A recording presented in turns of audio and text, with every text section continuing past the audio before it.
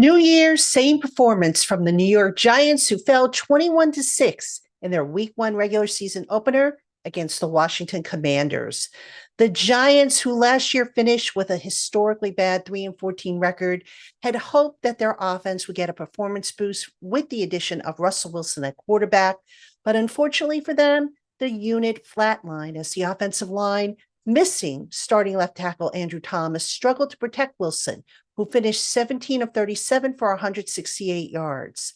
The line also failed to get any sort of movement in the run game, both at the initial level and at the second level. The Giants finishing with just 74 yards on 23 carries for a 3.2 yards per carry average.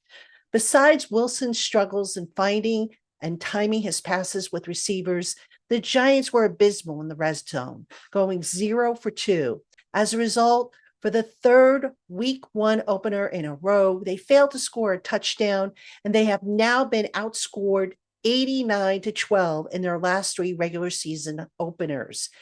And it did so for a Giants team that returns to East Rutherford in search of answers and in need of a win next week against the Dallas Cowboys if they're to stop their season from slipping away from them before they even get out of the month of September. It wasn't all on the offense, though. The run defense, which was supposedly a focus of the offseason, couldn't plug up the Commanders' rushing attack, Washington finishing with 220 yards on the ground on 32 carries.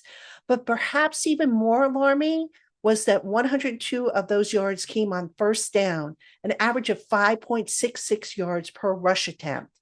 The other thing that the Giants worked on over the summer but failed to produce: turnovers. Perhaps they left their turnover chest back in East Rutherford, but whatever the case, no Giants defender came within sniffing distance of securing a pick. And it did so for a Giants team that returns to East Rutherford in search of answers and in need of a win next week against the Dallas Cowboys if they're to stop their season from slipping away from them before they even get out of the month of September.